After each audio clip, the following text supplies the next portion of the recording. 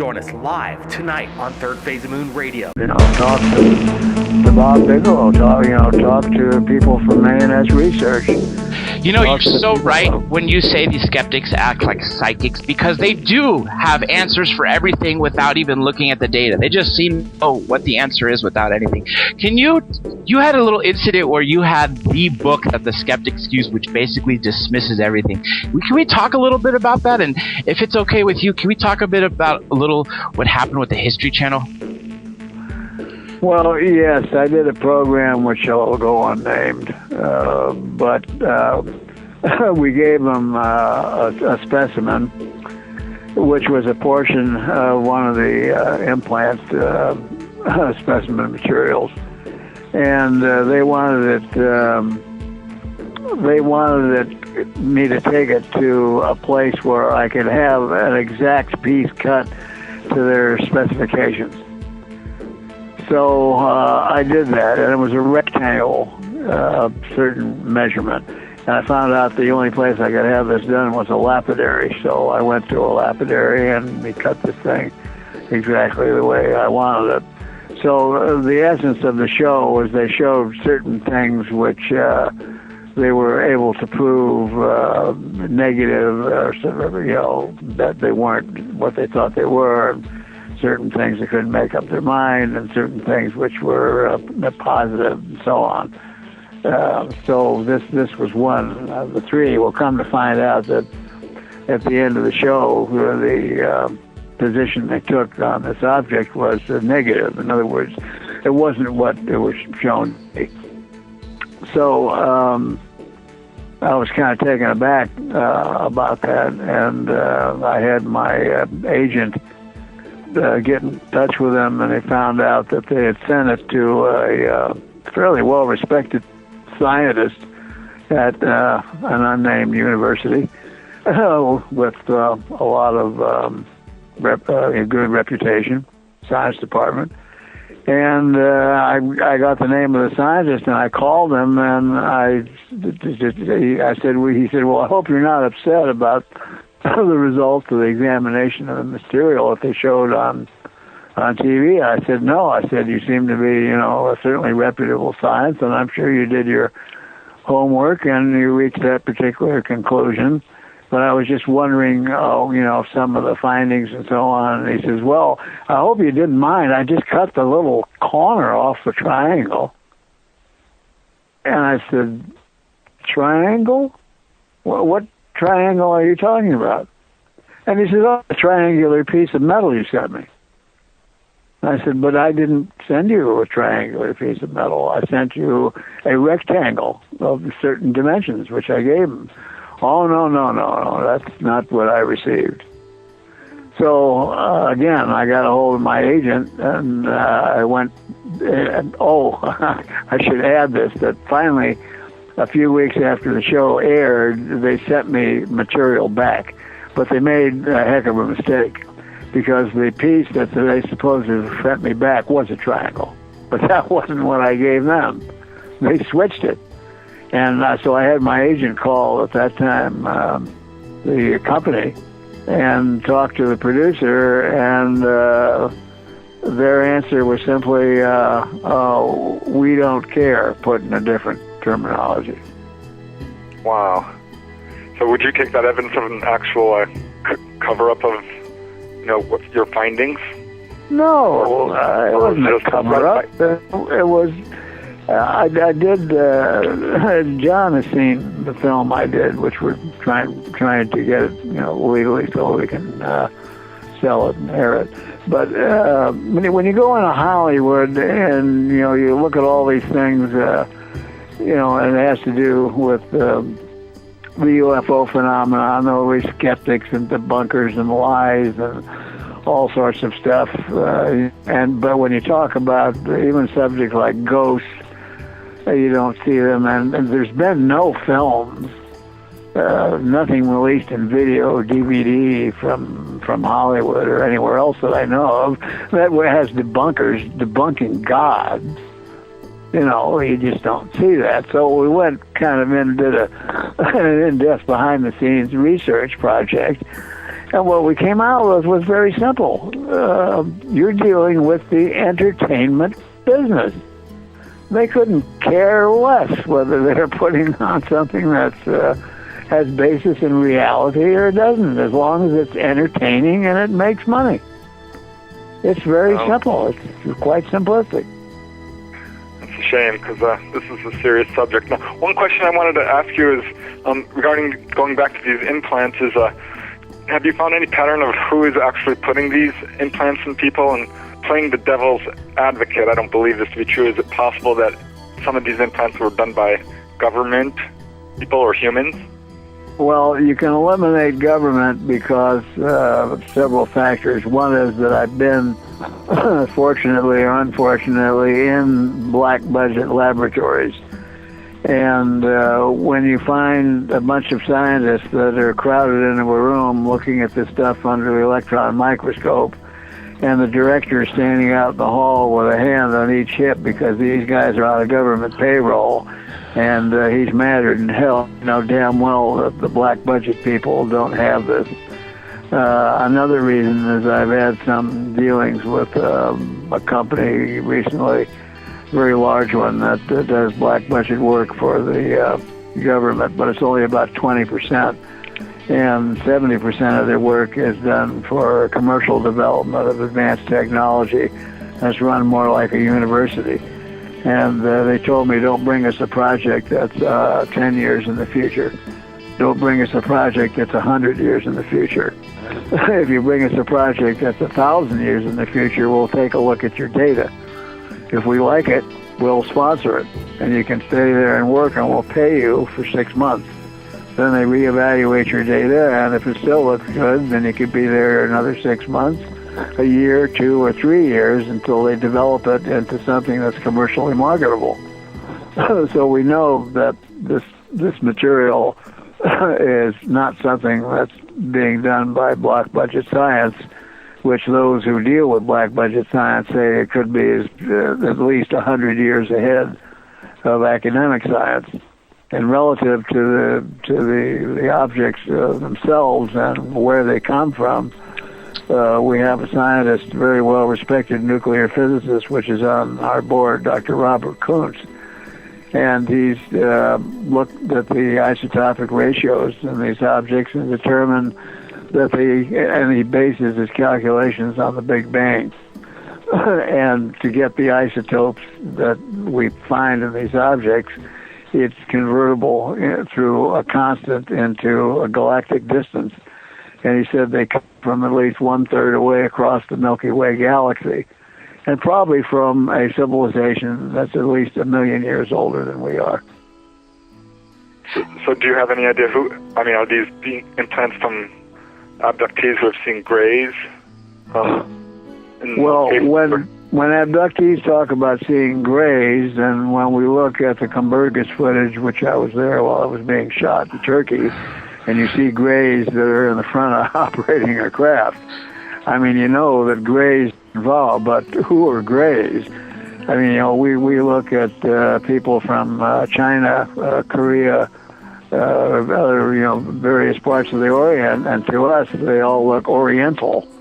So we can say, we want to group all the Orientals into one bag? I don't think so. Maybe there's grays from, different portions of the universe or the multiverse.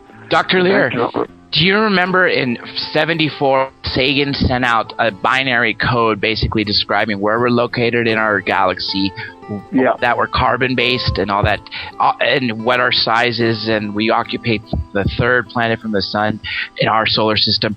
When we received back a signal, I think it was in 2001, 2004, I'm a little bit unsure. Crop circle. Yes, the crop circle stated that they occupy 3 planets in the Zeta Reticular star system. So wouldn't that fit perfectly with the grays looking a little differently, maybe the tall ones, the short ones, the skinny ones? Because that's just 3 planets right there, and maybe they evolved a little bit differently, or I don't know if they started on one planet, moved to the other, but that just fits in perfectly with what other people are saying. Everything ties in. Yeah, it does. And if you look at, it depends on who you believe and who you think is credible and who's non-credible and blah, blah, blah, blah, blah. But people like Dan Burrish, who I had grave doubts as to his authenticity until I met him, and he invited me to a lecture at Caltech. Well, come to find out, John, as a legal person, you can't walk off the street and lecture at Caltech. Dr. Lear, we seem to have gotten a caller, area code 623. Where are you calling from, and what's your name? I'm calling from Arizona. My name's Alex. I just want to listen in for right now. I'm calling from work. I'm not currently next to a computer, so if you guys don't mind. Okay. Muting out right now. Questions for Dr. Lear or Preston or anybody? Not at the moment, but because I just Sure, got in right now. You can. Just keep your end on the quiet. And sorry about that, Dr. Lear. Let's go ahead and pick up where we were going with Dr. Dan Burrish. Yes, as I said, he invited me to a lecture he gave at Caltech, and I did some research on what you have to do to lecture at Caltech. And you can't just walk off of the street and walk in there. It's quite a process you got to go through. So I was very impressed with that, and the fact that when he was introduced by an Indian professor of physics, the first thing that was said was, "I'd like to thank the United States Department of Defense and Dr. Dan Burrish for appearing here today." And this was all filmed, and I was impressed. And then he volunteered to actually help me do some research. So I gave him some material, and within a month I got a report back. That was probably the finest piece of scientific investigation that I've had turn out. I would say it was even better than what Los Alamos or New Mexico Tech produced. When Bob Lazar came out in the late 80s, and he was received with a lot of ridicule, but I believed him, and then they said they couldn't find his record, they couldn't find this. Well, George Knapp uncovered a Los Alamos directory with him in it, which obviously, if you work at Los Alamos, you obviously, as a scientist, not a janitor, you more than presumably have a decent degree from a good place. And this just goes to show how easy it is for them to cover it up. But when Dan Burrish came out, he actually was able to corroborate a lot of Bob Lazar's story. And, of course, expand on it with the work that he did with the J-Rod in S4. And I think that they both corroborated each other, and that's what I think makes Mr. Burrish or Dr. Burrish very credible. I saw several of his interviews, hours combined. He goes into serious detail of everything he works in. I honestly think he's the real McCoy as well. Oh, I spent some time initially with him because, as I said, I had no faith in the story whatsoever. And I kind of buttonholed him at a conference, and he invited me backstage, and I asked him very specific medical questions. And he was right on. I mean, he was absolutely exacting. There was hems, haws, or buts about the answer. But I want to return this to the subject of the grays. So the J-Rods were grays. Bob Lazar talked about grays at Area 51. So are they the same grays? Now Burrish says the grays are us in the distant future. Who knows, for example, whether the civilization that was on Mars before their astronomical calamity occurred were not us in the form of grays. Yeah, so, you're right. He says that the crash in Roswell was actually the grays where we involved of living underground for 52,000 years, as basically with bigger heads because of our higher intellect, large eyes to see in dark circumstances, and smaller body because the technology we didn't need so much manual labor in the sense. And he said the reason why there was a discrepancy with the Nordics and the Greys is the ones that stayed above ground and kept the human features versus the ones that went below ground and then went to the moon and then to Mars and then to reticuli, I think just kind of fits if we took humans, put them underground 50,000 years later, wouldn't you think that they would look a little bit like that? I think in some ways it kind of makes sense. Yeah, it does. There's a rationale for that. Plus the fact that how do we know, looking at the vastness of the universe, and if civilizations reside on planets such as ours, how many of them are really surface dwellers and how many of them are Archean dwellers, because if you look at the planetary geology, and planets are in a constant state of flux with the mantle moving, and those that have iron cores, that cause changes in the molten plasticity of the tectonic plates. Maybe it's a lot safer to live underground than it is on the surface. So I wouldn't be a bit surprised if there was a lot more subsurface dwellers than there are surface dwellers. Roger, I'd like to ask you a question.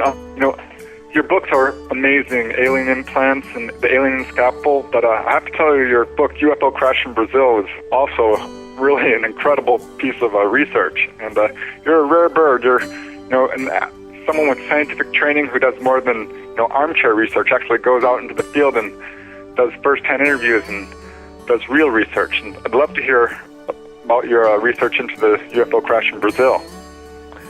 Well, that was a case that happened fairly recently in 1996, very much like Roswell, except with the Roswell case, there was more emphasis placed on the crash of a vehicle or vehicles. Incidentally, there's new information on that's out on the internet the last 2 days. As far as I know, it was Bruce Maccabee who was able to get a FOIA document from the FBI, of all places, dated 1951, that stated there were 3 crashes in Roswell. With 3 bodies in that. While I gotta say this, Dr. Lear Preston, we seem to have a caller. Caller, area code 604. What's your name and where are you calling from? Hi, this is SJ. I'm calling from the West Coast. Oh, excellent. You have any questions for Dr. Lear? Anything you want to chime in about the show today? Yeah, I want to clear up a little bit of confusion first in the chat. Are we speaking with John Lear? No. This is Dr. Roger Lear. Oh, hi, Roger. Hi. Thank you for coming on. John Lear. He's LEA, I'm LEI. Ah, good. So we had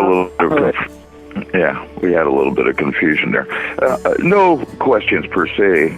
I'm delighted that you're doing us the service of talking with us, and that's all I have to say. Thank you very much. Thank you, SJ. Thank you for calling in, and I appreciate all our callers because the intent of doing these radio shows, as we all agree, is to try and wake up the population of the world. That's why the citizens' hearing is going to be very important. Whether CNN or ABC or NBC shows up is really superfluous because it's going to be streamed live out to millions of people all over the world. So that's the intent. But going back to Preston's comment about the Barkenia case, yes, there was more emphasis placed on the crash of the vehicle or vehicles in the Roswell case, but in Barkenia there was more emphasis placed on the occupants who were seen around town following the crash, and it involved 3 branches of the military. One was the Brazilian Army. The other was the fire department, which in Brazil is a military unit. And the third was the military police, which is a separate unit. But the extent of the research that I did down there when I arrived in Virginia, which is only maybe about 130,000 people, it's a small agricultural town in the state of Minas Gerais, which is mid-northern Brazil. The bottom portion, the southern portion of the state is very lush with agriculture, and the northern portion of the state is where all the jewels, all the precious stones come from. So it's a state with varying terrain, from lush growth to areas which get little or no rainfall. It was almost gray. But the incident occurred in the southern part of the state, as I said, a cultural area, but the plane landed, and I was with a couple of other people who were there to document this and do filming. And we were met coming down the stairs of the plane by a group of people one of which spoke fluent English, and introduced me to the mayor of Brazil, the mayor of Virginia. Wow. and I was absolutely flabbergasted that a mayor of any place would want to come out and meet me. So he did, and they treated me like I was a political potentate from somewhere. Gathering my bags, rushed us in a limo to the hotel, and I had dinner that night, and then the following day we started our investigation, and some witnesses came forth only because they knew I was a doctor, not because they wanted to give testimony to the case, but because I was a doctor, they hold physicians in higher esteem there, unfortunately, more than they do here today.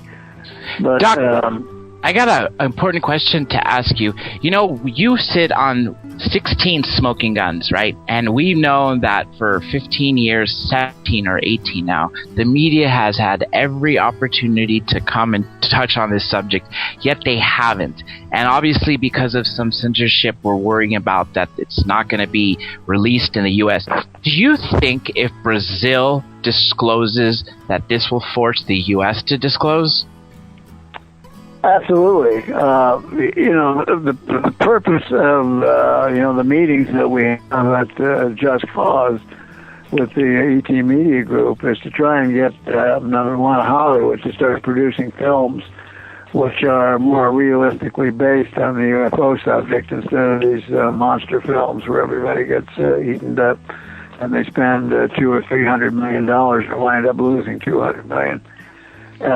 But Steve Bassett, who heads this up, said that a mistake was recently made by Obama, and he's going to use it. And that was Obama was asked, whether we've had any extraterrestrial contact, and he said absolutely not. That we don't know of any life anywhere else in the universe, extraterrestrial life, and none has ever visited here. So Steve said it's like a big chess game. Now he's going to use that and hit him over the head with it, so to speak. I hope to God that it wakes people up finally and this disclosure will actually start to happen. And it seems from what you told me that Brazil is far more receptive. The civilians and the people who live there, the citizens, don't have the doubts that the U.S. citizens have. The mayor wanted to meet you because he knows how important of a figure you are. The people in the Virginia, Brazil crash were eager to speak to you. And then, do you think it was the U.S. that covered up their crash? How did that work out? Well, let me tell you. I'll be out with a new book in a couple of months. And I go, again, back to the Virginia case, and I talked about what's happened within the last year. And there's some very strange things that have happened, which you can only say that it happened by design because of probably external influence over the Virginia, Brazil populations. But you got to remember that the situation is different in Brazil than it is here. In the first place, Brazil is now energy independent. It doesn't need anything from anywhere or any other country. In fact, it's supplying other countries, whether it's oil or ethanol or whatever. It's a country which grows, non-GMO crops. The food is absolutely excellent. Their standard of living, although it's a 4-tiered standard of living, is still pretty good for the average person. So they're a bit of a renegade. It's one of the few places in the world where you can pick up a guidebook and they'll tell you where to go see UFOs. If anything UFO-wise happens, it appears in the paper, in the newspapers. It's not like here. So if Brazil was a country that would be disclosed, there would have quite a few ramifications, because I have documents that were signed between when Golden was the head of NASA with the Brazilian Space Agency, said that all material non-terrestrial material coming from Brazil would be turned over to the United States, but that the United States was 50-50 with the commercial development of this with Brazil. Well, what happened was they never did. And I think that one of the indications, one of the Brazilian responses, was the calling of A.J. Gerard and 4 or 5 other noted UFO researchers to Brasilia, and they had the meeting with the Brazilian Air Force, and they released over 2,000 documents. Now, I have those 2,000 documents, and they are absolutely fantastic drawings and photos of stuff that has been going on in Brazil. But AJ said that's the top of the iceberg. But the Varginha case, as I said, there was some great stuff that of world interest that went on there. That you can still find it on the internet. But I interviewed the 3 girls who were witnesses to one of the ETs. I interviewed their mother, grandmother. I interviewed the wife of the deceased military police officer, a young fellow who was about 25 years of age with the name of Marco Eli Charese. He had saw one of these ETs trying to cross the street, realized that he was injured, went over to him. He gave no resistance.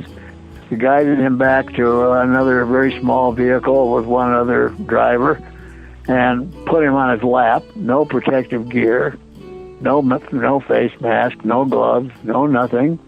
He put him on his lap, and they took him to a first aid station. And a first aid station in Brazil is very primitive. They said they're basically not even set up to treat an animal, more or less a human being. They're for very minor things. And from there, they went to a hospital called Hospital Regional, which is in the city of Varginha. And there was a large contingent of military, but they didn't think that was unusual either, because there was a base that was nearby, and whenever there was an accident or a medical urgency, they came in large numbers to the hospital. But to make a long story short, this ET was forced, I should say an orthopedic surgeon on the staff was forced to operate on a fractured leg on this ET, and I interviewed him also, and it's in the book UFO Crash in Brazil. Quite an emotional situation. Doctor, do you know how many crash and retrievals there have been in Brazil? I know there's been a few. There may have been more. I don't know how many of them were done by the Brazilian authorities, but I do know that all material from the Varginha case was eventually taken to Sao Paulo and loaded onto a C-5 U.S. Military transport plane and taken back to unknown area in the United States. But as to whether they've done their own crash retrievals, I suspect that they probably have. There's a lot of things about Brazil that are not made public knowledge. There's probably more pyramids in Brazil than there is certainly in Giza, Egypt, or in Central America. And these pyramids, one of them is larger than Cheops, but they're well guarded by the Brazilian government. No one is allowed in there. They're covered with vegetation. They've never been excavated. So there's a long history of ancient artifacts that are in Brazil, as there is in Peru and some of the other South American countries. In your research into, not only the Brazil crash, but alien implants, did you ever receive any interference from, I'm going to say government or whoever is, actively covering this stuff up and holding the wreckage of the bodies and so on? The only one I had was locally within the state of California, where I came out with my first book, whatever year that was, and the medical board trumped up a case against me with a patient who had been deceased for 10 years. and he died of some other causes. And I had performed a surgery on him, and he came down with a post-op infection and was responding well, and he got into the hands of another doctor who put him in the hospital, and he wound up, I think, with an amputation.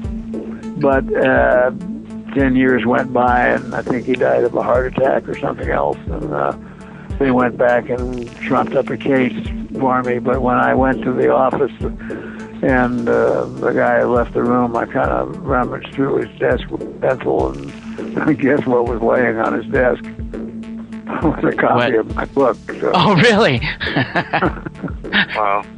So I had to do my penance, and the only time they came back to me after that was the use of the word doctor. They didn't like me using doctor because I could be confused with a general physician. So I didn't put the qualifier, but that had nothing to do with me. I've done, a few thousand hours of radio and at least 1,000 hours of television, and they refer to you however they want to refer to you. So it's not under my control at all. Doc, I had two things I wanted to say. First, have you heard about that case that happened in I think it was the early 70s in Mexico? Apparently there was something coming from space, just like with this Brazil crash, where NORAD found this object and assumed it was going to Mexico, possibly Texas, and then they alerted the Mexican authorities. Apparently it crashed into a civilian plane. The Mexicans said nothing happened. We decided, as the government, the U.S., the government decided to send a force down in there anyway, a crash and retrieval team. When they got there, they found all the alien bodies dead. You recall that case? Yeah, I think that's, was that the Aztec case? Chihuahua, if I'm not mistaken. Chihuahua, yeah. Yeah. And that fits in a little line out. I drew a little similarity with this Brazil case because the people died with exposure to these beings, right? Well, there's several stories about that. Some say they were murdered on the spot. Well, we do know, according from what A.J. Gavard was able to talk when he talked about these colonel, I don't remember what his last name was, but the colonel that was in charge of Project Saucer, when there was this invasion of these over a few month period where these objects kept coming in this little island off Brazil, and they were... that's the 1957 case on the island of Colares. Yes, that's the one. What's called the Chupa Chupa case. That's the one. And that guy, they said he was found after he, just not too long after he gave the interview to A.J. Gavard, he actually was found dead of suicide, they say. But many of us questioned whether it was suicide or looked... No, it was definitely suicide. Oh. He had become, and it wasn't exactly right after. He had retired from the military, and it was several years later, but he obviously couldn't cope with what happened to him, and evidently not his close friends not believing his story. He became very depressed, and it was definitely a suicide. It's much, a lot of things happen to abductees in which result in suicide, alcoholism, drug, narcotics. They confined to mental institutions because they can't handle it. Well, that brings up a question: is how do patients react when they find out they actually have these implants in them that are not natural and appear to be, actual? I mean, this is smoking gun proof, particularly for them since they're going through it. Well, it places them in a very precarious psychological position, and that's why they're psychologically examined before we do any surgery. We want to know whether they're stable, and then we ask them, are you sure you want this out? Because if it is proof, that you were handled by extraterrestrials, you're going to have to live with that. Many of them will oscillate back and forth saying, oh, that's nonsense. I just had bad dreams. oh yeah, there's something in there, but I must have gotten it in, when I was a child and didn't remember. And then they get through life. Well, those individuals really shouldn't be operated on, because I always tell them that their life could be worse afterward than it was before. But the ones that we have removed objects from, we've had two of them tell the psychologists almost exactly the same thing, that they had newfound feeling of freedom. And physiologically, we've had most of them feel better with the object gone than when it was there. We had one case of a military intelligence officer that weighed about 200 and some odd pounds when he entered the military, and then he blamed the military for exposing him to some ET technology, wound up with an implanted device, and when he was discharged from the military, he weighed 80 pounds and was in very poor health. Well, after the object was removed, he started to gain weight and felt better. So, we've never seen anybody worse off following an extraction than they were before. Dr. Lear, have you had anybody that you've removed an implant come to you and say that they were taken again and another implant has been inserted? Well, we've had a large percentage of them that are continually abducted, but so far there's been no further sign of reimplantation, which I find very unusual, because I was asked many times, who else in the world is doing what you do? And I can't answer that. I don't know of anybody that's doing. And I did, before I ever started doing this, even though I thought it was a comedic joke, I wanted to see if anybody else had done anything like this. And I looked through the literature, and there hadn't been people who had taken things out and they turned to powder, disappeared, or whatever. Whitley Strieber, years before I got involved in the field, was operated on by Dr. Lerma in Texas, because he had an implant in his ear. And he opened it up and grabbed a whole little piece of it and was able to get it. But the rest of it moved out of the way, and he got so scared that he just took suture and closed it up. So that's it, buddy. I don't want anything more to do with this. So I've had a lot of abductees tell me that they've gone to doctors, and the doctors have become very upset when the abductees tell them, well, no, I haven't had surgery, because the doctor is pointing to various scars or even objects in their body, and cannot explain them. So this is a challenge, I think, not only for the abductees, but for people like you. Yeah, well, that's I guess I get them because they come to me. Now we get thousands of contacts, but it's only about 10% that are possible candidates for surgery, and then when you narrow that down, it's only about 1% of the 10% that are individuals that you want to perform a surgery on. We set up a really strict set of criteria and protocols for doing these cases, and we have to do that because we want this pure science. That's the same way we treat the specimens. We treat it as if it was, a murder case or, physical evidence of a crime scene. Once they're confined in the container, they're sealed and signed. And it's never opened again unless there's witnesses or it's photographed or videoed. So we try and protect even when they go to a laboratory. The laboratory technician has to sign a document stating that he's receiving the specimen in a container that's sealed with such and such a signature, and they're opening the container on such and such a date at such and such a time for a specific purpose, EDX testing or SEMs or whatever.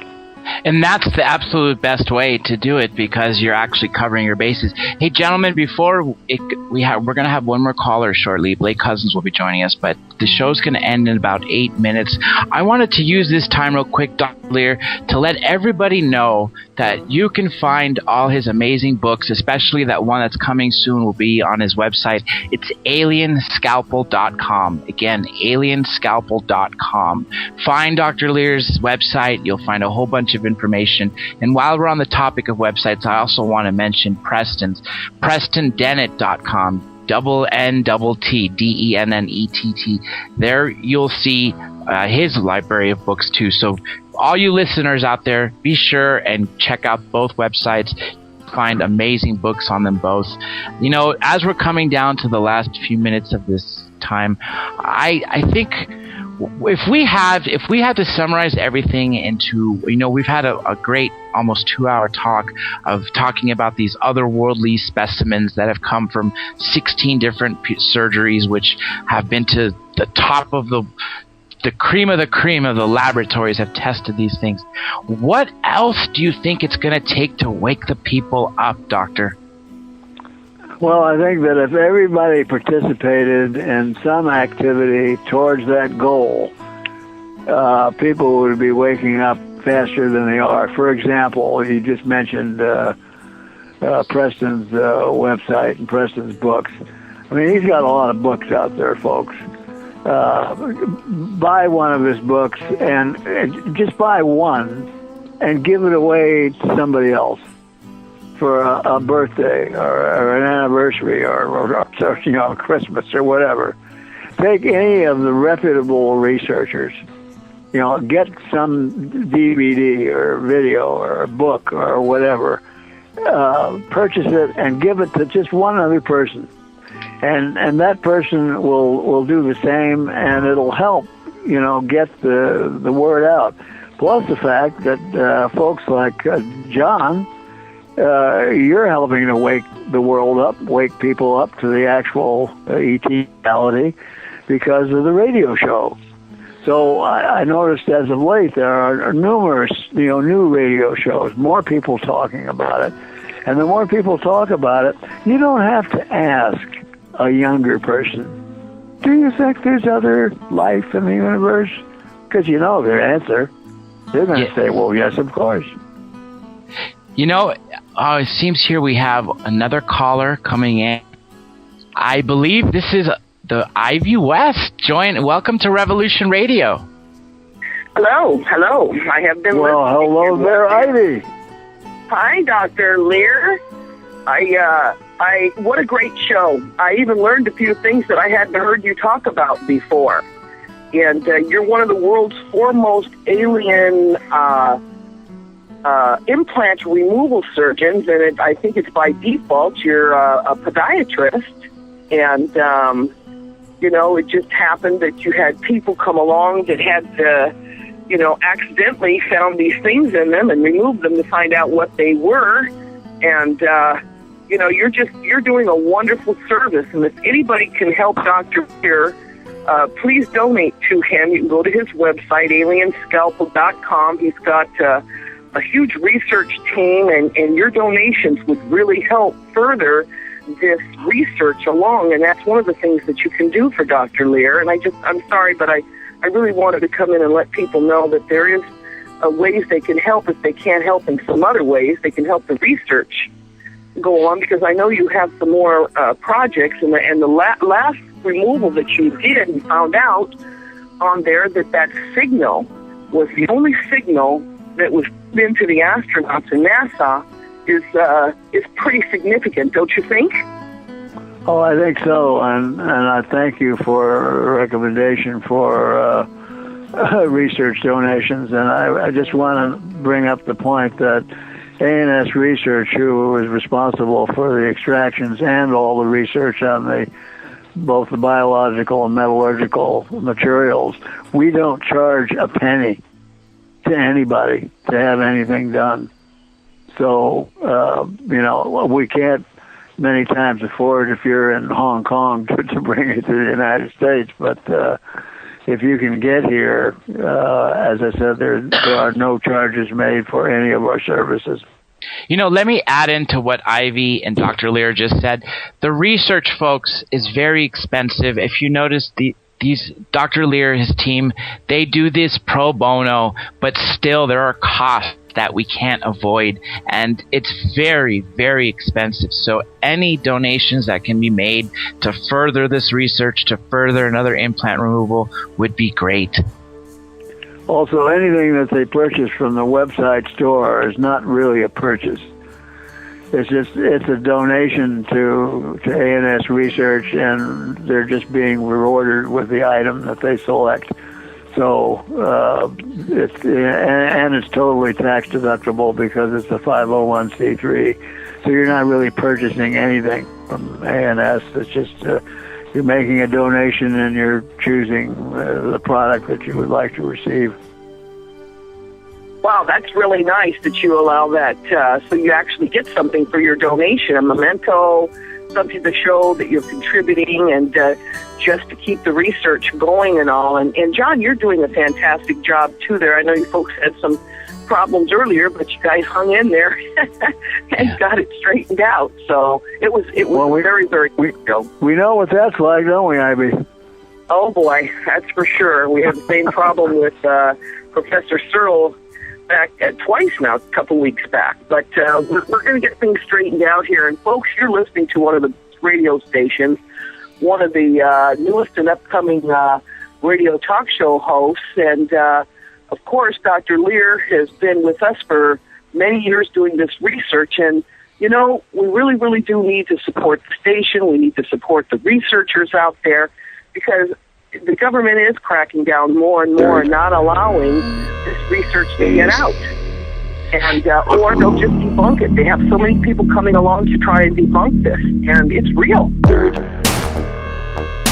phase of moon.